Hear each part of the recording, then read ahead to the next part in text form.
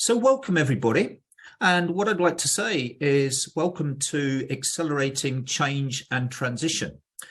So you get a flavor of who I am and where this sort of, experience, knowledge and information is coming from. I thought I'd just give you a little bit of background about my past experience. So I have 25 years of coaching experience.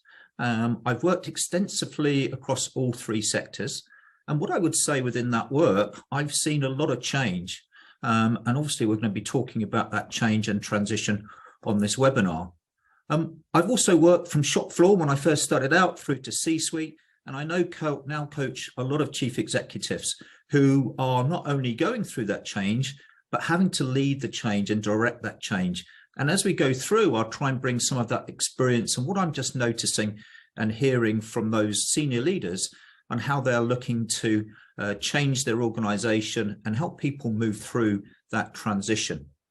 I'm very much a pragmatist at heart. So although I'm going to show you some theoretical slides around change, I'm also going to show you how I use those in a very practical way. And I use this very simple. I like to show people what works at work. As coaching experts in the workplace coaching, then that's what we like to show you. And I'm very fortunate in that I do what I love and I love what I do. And what that is coaching for a better tomorrow. And hopefully you'll see that passion and not only that experience, but that passion come through as we go through this webinar. So what are we going to cover? I'm going to give you an overview of the new world. I think it's a phrase that's been bandied around a lot. It's a changing world, that's for sure. I want to also give you an understanding of the impact of change, not just on individuals, but on society. And I very much see organizations, and when I'm working with an individual or with a team, very much as a system within a system. And we need to be aware of those external factors that will come into the system and impact individuals accordingly. With that in mind, I'm also going to outline the challenges that not only leaders faces, but if you are a coach and you're coaching, the challenges that we face, because we're not immune to those changes. And we need to be very conscious of how we respond and how change is impacting us, both on the psychological and physical element as well. Then we're going to look at how you can help facilitate and accelerate the transition through change. We're also going to look at the difference between change and transition. And I'm also going to touch towards the end around how you build adaptability. And of course, as I said, there'll be an opportunity for question and answers, but please feel free to put any chat in the chat area itself. So let's get started. So first thing is thinking about the new world. The new world is here to stay. And we are certainly working in an environment which is, to say the least, a little bit crazy. We're living in some of the most disruptive times in history, I would say. It feels like, and certainly this is what people tell me, it's the perfect storm. More about that as we go through. I think the thing that's most interesting for me is that we've obviously had a global pandemic, and that's had a profound effect on many, and certainly all of us. But the other thing to remember is that there's a fourth industrial revolution going on. The world is changing about how we do work, not just through hybrid ways of working and virtual ways of working, but through artificial intelligence and other technological advances, which is just changing the way of work. And that's having an impact on us as individuals and the way that we structure the workplace and our work and that work-life balance. The other areas that are starting to impact is very much around climate concerns, and whether you have a view on that or not, it's certainly in there and is impacting individuals on various elements. There's also a cost of living, certainly in the UK, which is a reality for many. And sadly, there is a war in Europe, which doesn't seem to be easing off and seems to be increasing if you can trust the news that we get. So the new world is a real reality, and I don't think it's going to slow down. And it's certainly not going to go back to how it was. You put on top of that, not just the new world, and that's the macro system which we're trying to operate in, but looking at the new world of work. Certainly, we've all moved to a hybrid or virtual ways of working. And that's the new norm now. And even now, I'm hearing organizations still trying to work out what that means for their people, what that means for their office space, what that means for policies, processes. What I'm not hearing, and you'll hear me talk about this a lot, is how organizations are helping people transition through to those new ways of working. What I'm hearing is more around the policy or the process. So we're tending to try and manage that change by using our authority and disciplining people for working in certain ways. And what I'm noticing is people are pushing back to that, and we need to be aware of that and how we manage that. The other element of change within the workplace is that there's now 5 generations in the workplace. You've got young individuals wanting to be ambitious and grow and have that learning. You've got individuals that are starting to have families and want that work-life balance. You've got people at their mid-careers are looking for options. And then you've got people that are coming to the end of their careers and wondering what that retirement plan or how long they should stay on. So leaders and coaches are having to adapt and understand those needs of those 5 generations. On top of that, we've got a demographic drought, and that's imminent.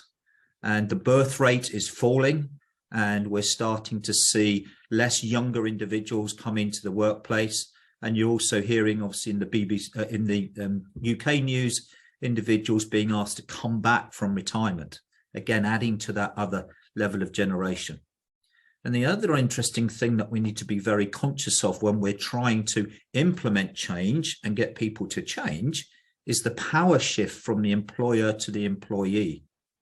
In the old days, we used to be able to be done to with change. We just used to give that direction and manage it.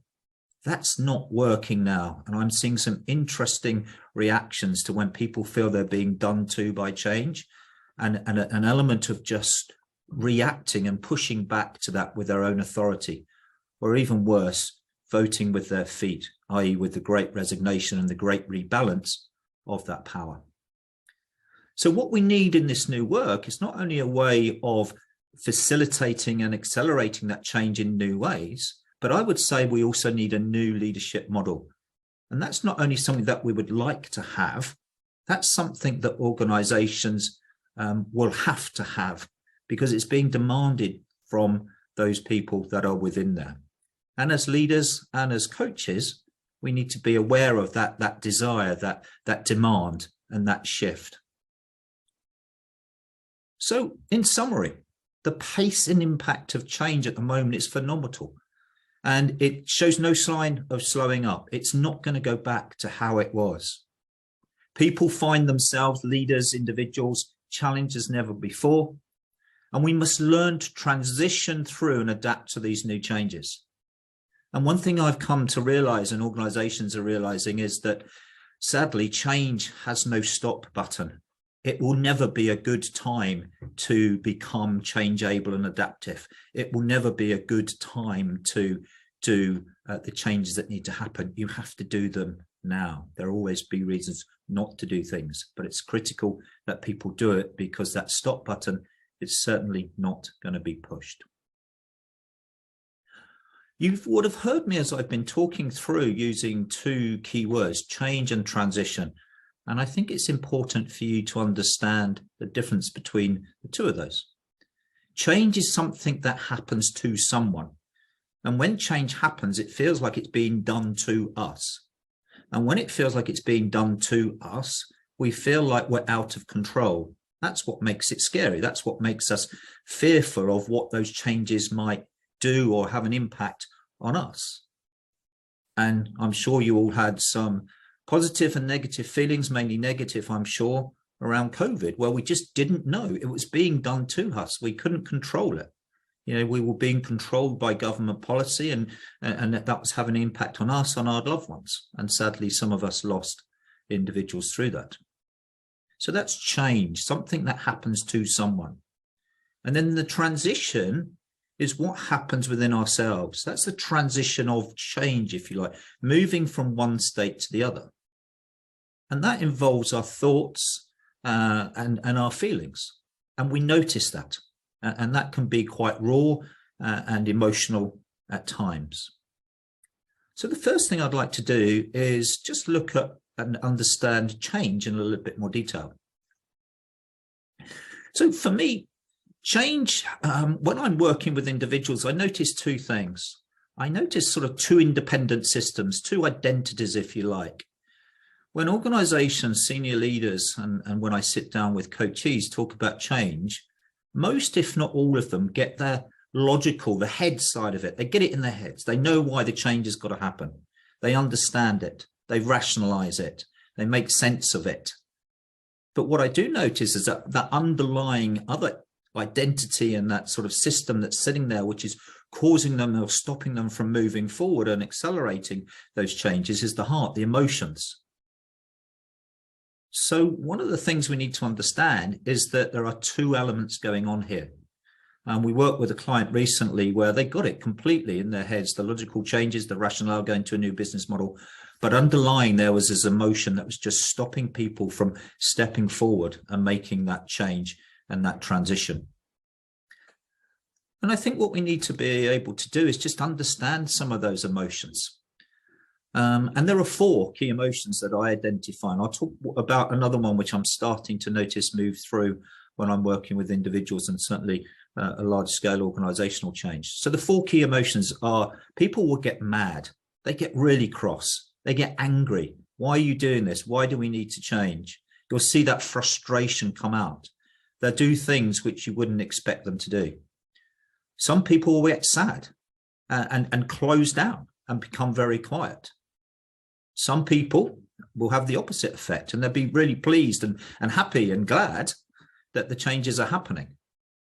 And then finally, you find some people do bad things. They do things that they wouldn't normally do that try and make the change stop, or that just out of character.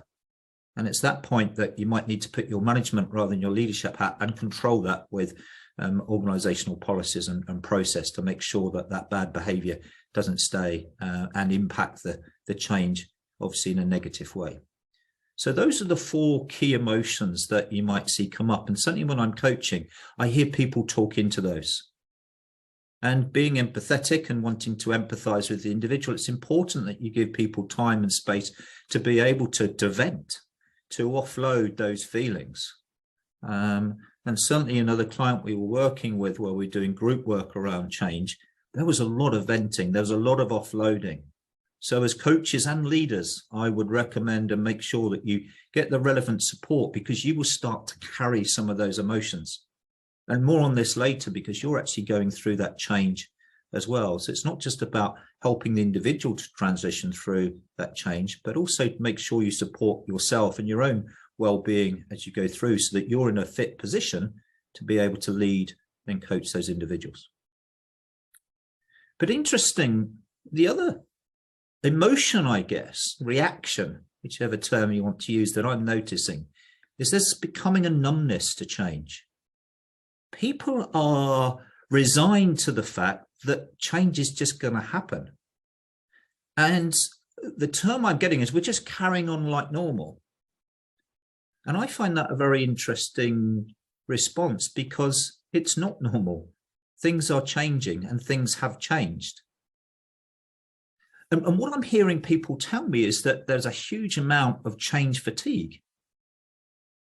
And if people just carry on like it's normal when it's not normal, what impact is that change fatigue having on them emotionally and in other places with their mental well-being? What impact is that having on them, so that then they do come out and they need to make that transition and start delivering that success and that performance?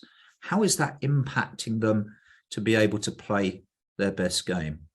And it's something I think which people hold on to because they're trying to make the changes, but are just coming numb to it. They're resigned to the fact that that change will happen and they'll be done too. Now, the classic model within change is the Kubler-Ross change curve. I know it's an old one. It's been around for years, but I find it very useful to understand and to explain, and this is important to those that I coach, and to understand where individuals are on that change curve. And that helps me to inform the questions or the support that I then need to give to help them move through that change curve. So for those that aren't necessarily aware of this, there's an initial shock of that change. And what tends to happen, all individuals will try and push back against that because they're in denial. They don't want that change to happen. It's like an infection coming into the body. The antibodies chase around to try and push it out. Is exactly what goes on when change is being spoken of or change is going to happen.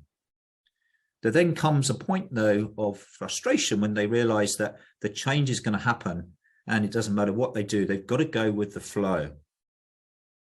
And what happens at that point is, for some, that can be a level of depression, a level of feeling out of control, an element of feeling useless and vulnerable. I don't know whether I'm going to survive in that new way of operating. I don't know whether I've got the capacity or the capability. And at this point, for me, leaders and coaches certainly need to step forward and support or hold individuals to help them through that, to get them out what I call the valley of doom, to get them out the other side.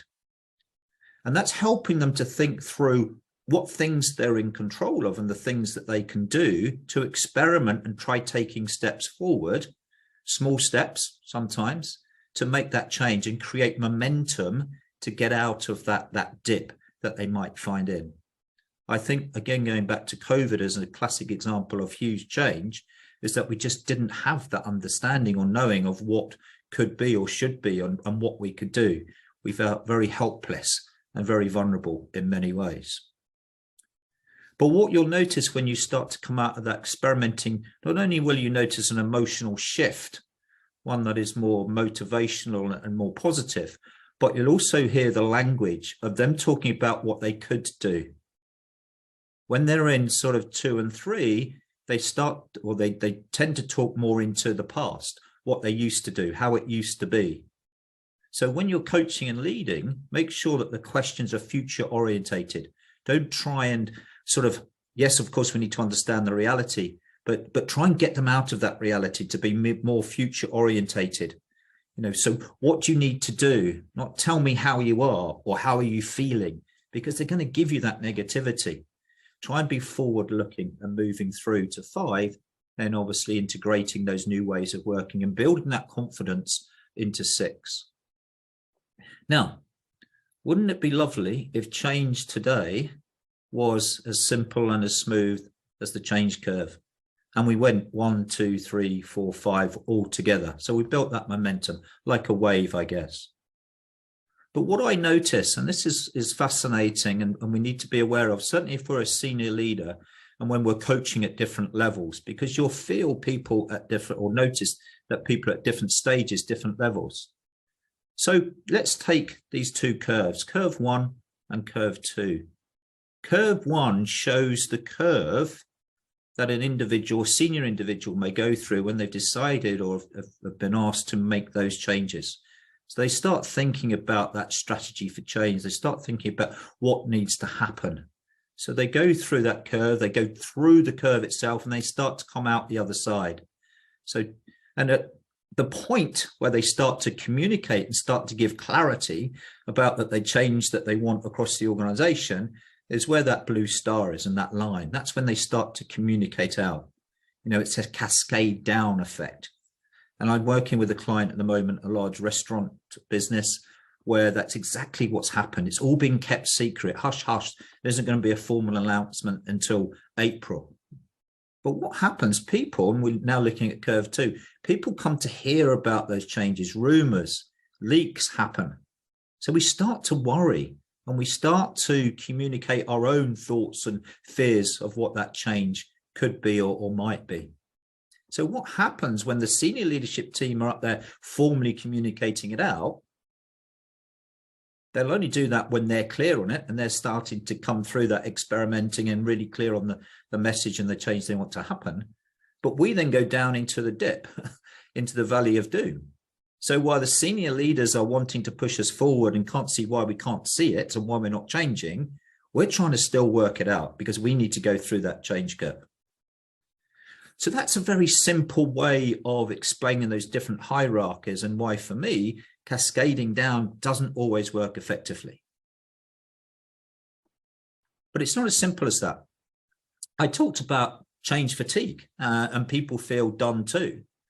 And I think what's happening is that the world is changing so much, and there are so many elements that are changing, not just within our own organization, but potentially within our personal lives and certainly globally and within society, that it feels a little bit like this. It feels like a constant storm of change. And not only having to work in different ways, but those emotional waves as well. And we'll have good days, we'll have bad days. And not only for us as leaders and coaches do we need to manage that, but our role is to help those individuals to transition through that storm. So for me, change isn't as smooth, and it's starting to become very chaotic. And I think we live in a chaotic world that is constantly changing.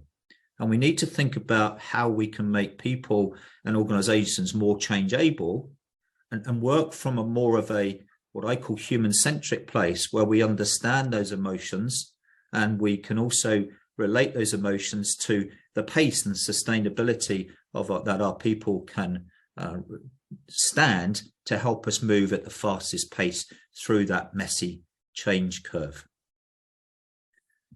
Another model that I find useful is, and some of you on the call, on the webinar may be aware of this, is a tool called the House of Change.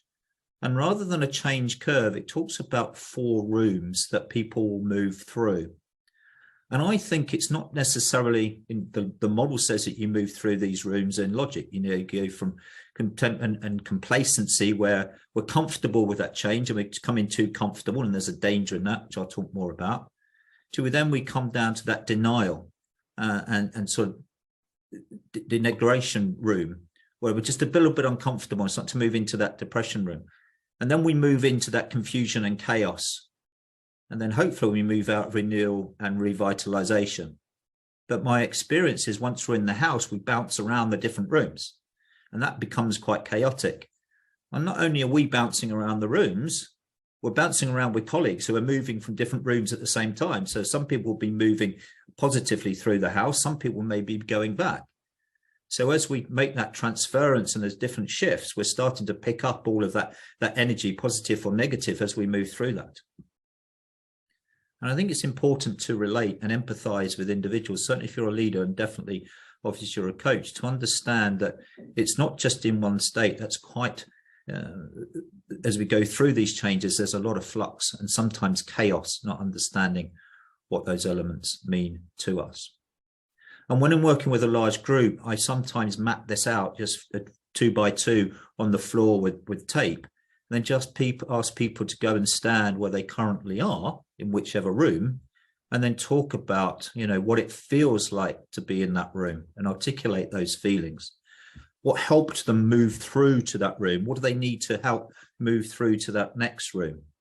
And it's amazing when you bring those people together, how you can learn, or how they can learn from each other and empathize with each other and realize that they're not alone through that, in that house, or moving through that change curve.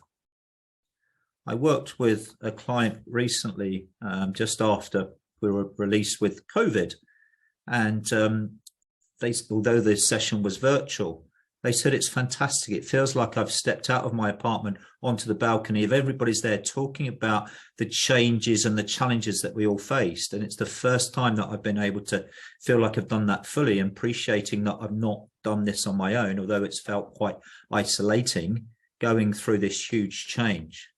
So how do we as organizations, how do we as leaders make sure we bring communities together to talk that through and realize that we're all vulnerable and that we're all having these feelings of change? And, you know, we're all in the same house, and the house is a bit sort of chaotic, but if we just solidify and learn from each other, we can move through much quicker. So that's another model that you may want to think about using and explaining to the people you lead or coach. The other thing that we need to appreciate here, and I'm always hearing this from senior leaders that I work with, is that we need to appreciate that we, either as a leader or as a coach, are in the system that's going through the change as well. But our role is to try and step above that, bring ourselves out of that system, and sort of think objectively while at the same time empathetically. And what we need to think about is what I call two hats, two selves. We need to think about ourselves and how do we manage ourselves through that change and find the relevant support, whether that's through a supervisor or if you're a leader through a coach or your peers, to make sure that you can talk about that. And don't, it's okay to be vulnerable and to share those concerns and those emotions and feelings. And it's fine to be what I would call authentic, because we all go through those. And that's the nice thing about the human response to change curve, is to realize that we all go through that in some form, some deeper and wider than others, but we do all go through that. And we're all human beings that get impacted by emotions. And then once we're in control and managing ourselves in the best way we can, how do we then use these tools and this sort of leadership coaching approaches to manage and support others? But we can't do that unless we're looking after ourselves. And what I'm noticing is, you would have seen on my change, the world of work that's changing, a new leadership model. And there is a new leadership model that's emerging. The old model was very much about leadership management. It was about command and control. That approach is becoming impotent. It's not working. People are pushing back. They're pushing back because the power has shifted. You cannot now manage change, although crazily some organizations are still trying to do this, and they wonder why it's slow and cumbersome and people push back or vote with their feet. Where we need to move to is what I'm calling leadership coaching, or this model quite nicely puts it, human leadership. We need to move away from a style that is about human doing, getting the human to do what we want them to do, to a place where we use and treat them as human beings, to allow them to emerge and to grow and to develop and to change how they best can at the speed that they need to. And some research shows that there are 3 core elements that new leaders need, not just to lead, but also to help lead through change. And that's one, to be authentic. More about that later. That's a really important point, and some things that I've learned over the last few months when speaking to various CEOs. But that true self-expression and a true self-understanding of who they are and what they stand for. It's about being empathetic. It's about understanding how the other party, the other individual, their world. Don't just see the change from your world. Everybody's world is different. We need to empathize and understand that. And certainly when we're down in that dip, that depression, we need to hold individuals. We need to care. We need to be compassionate about individuals to help them move through that, because it's a challenge. It's a real challenge, and it can have real negative impact both in the short and long term. And adaptability, being flexible and building that adaptability into the way we operate within our cultures and as we lead, and certainly when we coach. And you put those 3 core elements together and you get what I call human leadership, or what we prefer to call it coaching focused leadership coaching. It's a different way. It empowers people and enables them to bring their best self and that resilience to play their best game. So the other area that we need to think about, that's change. And that's some of the challenges of change, both for the people we're leading or coaching and for us ourselves. It has a negative, an emotional impact, mainly negative, but there can be some positives there. But we need to be noticing and understanding and empathizing with ourselves, but also with others. The other area we need to look through is, if that's the impact of change, how do we help people transition through at pace? And again, this is a model, one of my favorites, called William Bridges' transition model. And he talks about 3 key components to transition.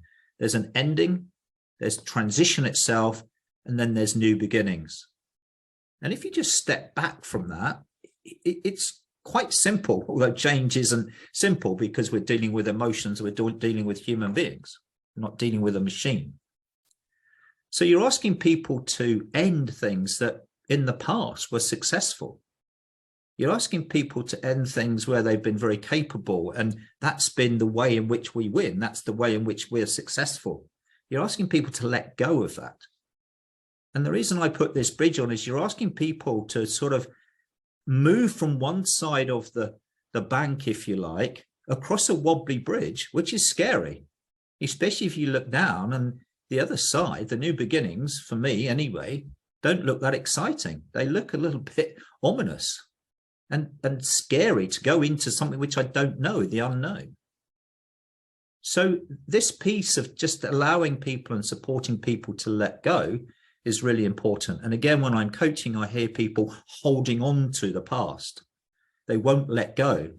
And like any journey from one state to the next, you've got to let go to take that first step. And then when you take that first step, you realize that you can get across that wobbly bridge, that you can move towards those new beginnings. So another model that I like to use when coaching, just to explain to individuals about how they can make that transition across, is a model that we call a structure of a problem. Now, change isn't necessarily a problem. Change is a necessity, but a lot of people will see change as a problem that they need to overcome, because they need to move forward from the current state they're in, that sort of where they are, the reality in coaching, to a place which has a desired future state. And that's a big shift. And one of the things that I see with leaders that do this very well is they're very good at articulating not just the desired future state and what that is, but why you need to go across, the rationale behind it. Not just on a logical level, but on an emotional level. What will it give us? And not only what will it give us, how will you be supported to move across there? And the reason I use this image of the second bridge, it just looks a bit more inviting. It looks a little bit more stable. It looks easier and more enticing to move across there. So when we're leading in coaching, how do we create an image of that desired future state, which they will buy into and they've created themselves, rather than feel like they've been done to and pushed into that dark jungle? And the other thing, as they step across that, we need to be clear with them about what is it within their control that they can own and adjust to and feel in control of. Because I think one of the biggest things with change is we just don't feel in control, and that becomes scary. Naturally, as humans, we want to be in control of it. But also I work with individuals as they make that transition across the desired future state, where do they need to influence? Who do they need to influence? Can they influence others? And one of the big things that is a real, for me, an aha moment when people see it or feel it, is those things that they just can't change. You know, that sort of going into the denial and then realizing they can't change certain things, and just accepting that is really key, because a lot of the time they'll focus on those things they can't accept because that's where they see the danger. That's where they can't control it. So they worry about that. So if you can just bring that to the fore and help people to see that, identify it. And what I tend to do is talk about these three things, is just create a list of those things that are on their mind and worrying them, and then go back and say, what can you control? What can you influence? What do you need to accept? And that short 5-10 minute exercise can be really powerful. And if you're a leader, it's important to sit down and be really clear and authentic with people about what is in your control, what is out your control, and what you can do together to support people through and walk across that bridge. So with that in mind, what are some of the things that you can do to help people support and move through? And for me, I like these three areas, which is about reviewing. And what I mean by reviewing is just pausing and noticing and allowing those emotions and that current state, that current reality, to come to the fore. And just spend time understanding the current reality, both on a logical and an emotional level. I work with a large drinks business where they did this brilliantly. They had a whole conference where they spent the whole day of just reviewing and understanding the success and looking back at the success they've had and realizing that all of the success they had and how they've achieved that, they couldn't necessarily take everything with them. Some things would be relevant, some things wouldn't. So that was a great way of doing that awareness and understanding the current reality and knowing, I guess, what they needed to pack for that next stage of the journey. You can't take everything every time. There are things that you just won't need because that's that phase of the journey. We've been there, done it. We've been successful, but we need to park and close and end. And what was so inspirational at the end of that first day of that conference was the chief exec asked everyone to turn to each other, shake their hands and say goodbye to the past. And then the next morning when we came in, people were energized and looking forward to the future. We'd taken that first step of going across that bridge. But he was also very clever. He made sure that that bridge that he articulated was a clear vision and was exciting for people. And there was something in it for them. It wasn't just for the organization. So that was the review phase. The other element, and you need to let go of stuff before you can move to this reimagine, is to get people to be creative. You know, the what if question. You know, if you were to take that step, what would that look like? What would that feel like? What could you do? To start to reimagine, start to experiment with those things. And as you start to reimagine and you start then to reinvent and put new ideas into practice and be authentic and honest. Some of the things that you reimagine may not work. But it's for me in change is about creating momentum and learning from that, creating a learning culture and being adaptive and finding out, you know, coming together regularly and having those conversations, sharing those concerns, sharing those quick wins, sharing those failures together and learning from each other and supporting each other. So some of the questions that I ask at these three different phases, you know, stepping back and reflecting, where are you now? Where are you on the change curve? Are you able to take a step forward? What are you noticing logically and emotionally? What do you think is coming to an end? What's in front of you that excites you? What behaviors, routines and outcomes do you want to or need to keep or lose? And just appreciating that you can keep those or you need to lose those and just coming to terms that that's what you'll need to be doing. And sometimes that can take a long time. Certainly when you're coaching, that can take 2 or 3 sessions. And people go away and process. And here, if we're talking about an organization that's got thousands of employees, you can see why change takes so long. Everybody's going through this in their own way, including you as the leader and obviously any coaching or consultative support that you're getting. And then in the reimagine phase, you know, visualizing the new norm. What I found fascinating as we were going through COVID and coming out of it, people were talking about, oh, it's the new norm. It will go back to how it was. The new norm doesn't. That's a new world that we're living in now. We'll never go back to how it was. You know, that's what evolution is all about. It moves on. You never go back. You can learn from the past and take those good bits with you, but you can never go back. So it's asking questions. What do you want to change, or what do we need to change? That's the reality of it. And the other thing here is, and we'll come on to this further, is what do you truly value? Do you understand what those principles are, things that are so important to you that that's like a red line? And what's conducive, you know, those changes to your physical, mental and social well-being?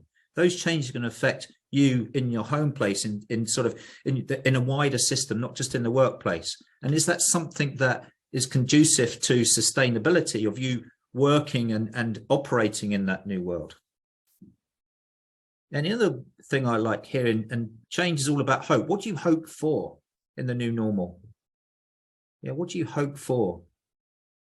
What will it be? And that's why I think, you know, leaders like Martin Luther King, where he says, I have a dream. This is what I'm hoping for. This is my hope. People bought into that hope. They bought into that dream. What he didn't say, and I see this still a lot in the old leadership management, I have a change plan. And this is what I'd like you to do. Notice the difference. The other element here is around reinventing. And you've got to be realistic. Again, I see lots of individuals and organizations make the mistake. They try and change everything at once. It's just not doable. It's tiring. It's frustrating. So what's most important in the short term? What's your critical path? Whether that's a month, 3 months, 6 months at most. What do we need to change? What do we need to do to get momentum? Also with that, what's in your control? Going back to the sphere of influence. What can you do straight away to take you in the direction of your choice? John Cotter calls these quick wins. And what's important is to get those quick wins and show that the change is worth doing. that there's value, that there's something in it for me, you know, the Whiffen factor, what's in it for me. And the other thing which I see a lot of people, because they don't want to show vulnerability, they don't want to show themselves as a human being because they've been treated like a human doing. I just got to do it, do it, do it. I don't want to let anybody down. I don't want to fail. I don't want to show a weakness. But what I notice is who can help you on that journey. For some reason, people are reluctant to have conversation with their colleagues or those around them. And it doesn't seem the norm to do that. So how do you build a community of change? How do you support each other through that change? That's how you're going to accelerate. That's how you're going to make that transition faster and less discomfortable. So the final area that I want to talk about is building adaptability. There's a lovely term which I like, is about becoming change able. It's another term, I guess, for adaptability. And adaptability is going to be a key element that we need to build in to organizations and into the organizational DNA. It needs to be part of the operating system, along with empathy and along with authenticity. But adaptability is going to be key. And for me, adaptability means the ability to be flexible and adjust to changing factors, conditions, or environments. But for individuals, leaders, coaches, coachees, organizations to do that, they've got to notice that things are changing. And I think there's a huge level of denial within organizations that the world is just going to be similar. It's going to be different, but the same. Well, it's not. And I don't know if any of you are aware of the story of the boiling frog.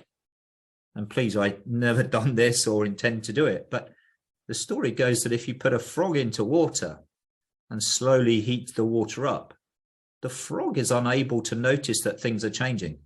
It's not able to flex or adjust to the changing factors or conditions or environment. So sadly, over time, the frog gets boiled to death. And I think there's a lot of leaders and organizations potentially as the boiling frog. And these changes are here to stay. And I think those organizations that can't adapt or be adaptable will be in trouble, because there are organizations that are moving and adapting quickly and able to do that. And I think the sooner that we can learn to do that as organizations, as leaders and as coaches, to help our coachees be adaptable and be comfortable in being vulnerable and noticing both feelings and logic, then I think that will help us to make a more adaptable environment. And one of the things that I notice when working with individuals, so who are adaptable people? These people are responsive. They talk about collaboration. They talk about other individuals' worlds and understanding those, so that empathy. And they're always willing to learn when change inevitably comes. So some of the key things here for me is people understanding self and know what they stand for.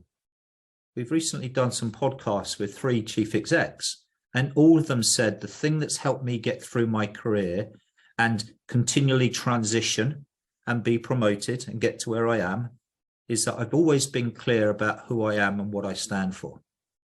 So one of the things I always ask leaders is, are you clear about what you stand for? Where are your red lines? Where are your principles and values?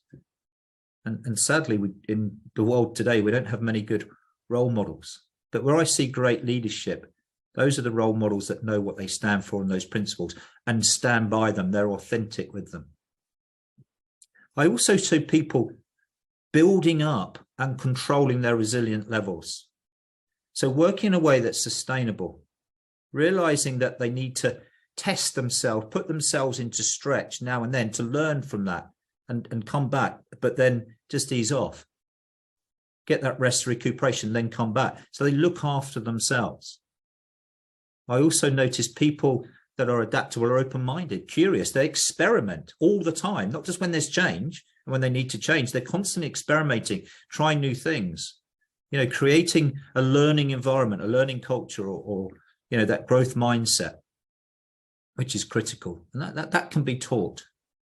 The other thing I've learned, not just in the military world that I've come from, but also in the corporate life that I've had over the last 25 years is those people that are adaptable stay cheerful and optimistic in adversity.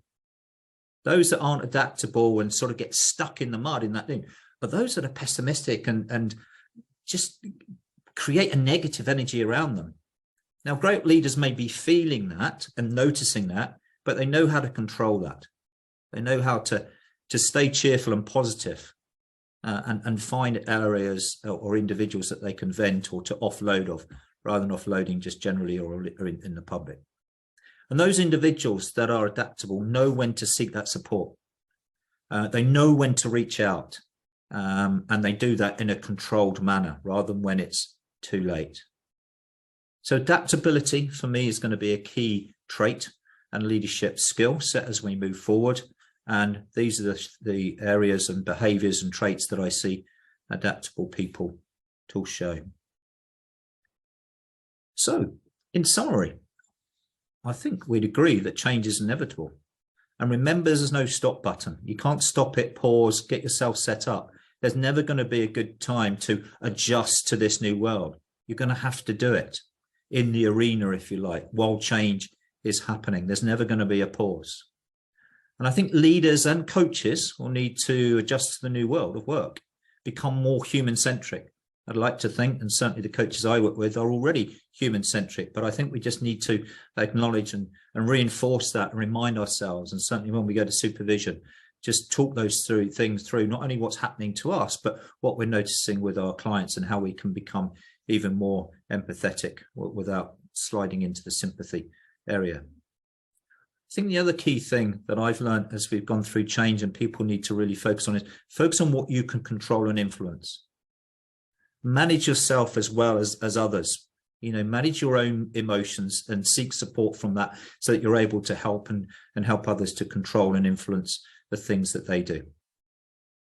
And the final thing that I'd like to leave you with is think about how you become change able and can adapt to this new world as well as quickly as possible, because I think those leaders and those organizations that do will create a USP in their culture and their DNA and an operating system which will be a real competitive advantage. Thank you. So now we're going to move to questions. Remember, we're still recording, but any questions that people may have, I'll just look at these on here. So Nim, I'm looking at yours. Are there any techniques you have used successfully to allow people to vent the 4 emotions without just turning into a negative complaining atmosphere? I know this is going to sound sort of glib, but it's simply listening, effective listening. And listening isn't just sitting there and being attentive. For me, there are 4 levels of listening, great listening. One is listening with attentive. You need to show up and be present, and that's not easy. Certainly when you've got a lot of change going on for you. The next level is to show that you have listened. So listened accurately and summarize back so the person knows that you're paying attention and listening and understanding. The third level, which we talked about a lot here, is around empathizing. And it's acknowledging that that is emotion and validating that emotion and allowing them to talk through those emotions.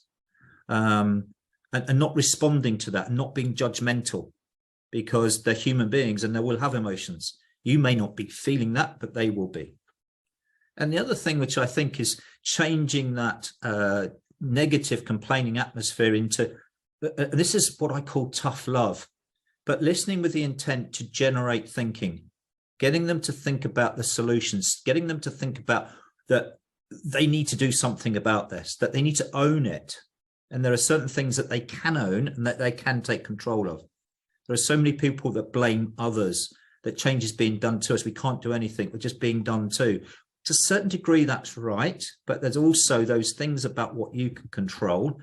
And that's where great questions will come in and challenge it, tough love will come into there as well.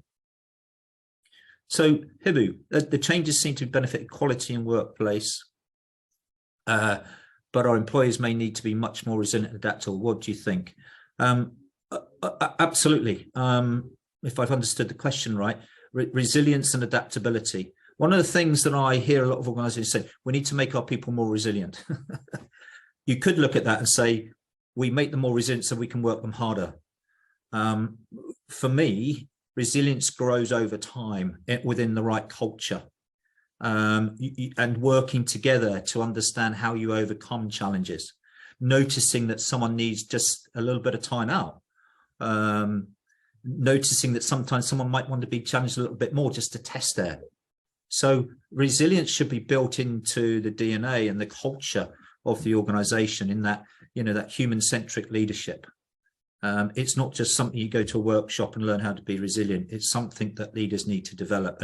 And sadly, because we're so short-term orientated and focus more on profit than people, that resilience gets forgotten because we just keep pushing the human being, and we forget, the human doing, and we forget the human being element of it. Would you use a Kubler-Ross curve in a coaching session to get the client to understand where they are, then work them to help them pass? Absolutely. I think, Emma, that it's useful for people to understand that the emotions and roller coaster that they will go through is very natural. Because sometimes I work with individuals and I just don't understand it. It feels chaotic. It feels crazy. Am I going mad? No, that's very natural. And create an environment and a conversation that allows people to talk into that in a safe space, in a way which you don't judge, and you just understand that, they're having those emotions, and emotions are a thing that human beings have. So absolutely, it's really useful to use the Kubler-Ross curve. I also ask where they are. And then the next question is, where would they like to be? And then articulate a bit like the structure of a problem. Here's the reality where you are now. Create that desired future state.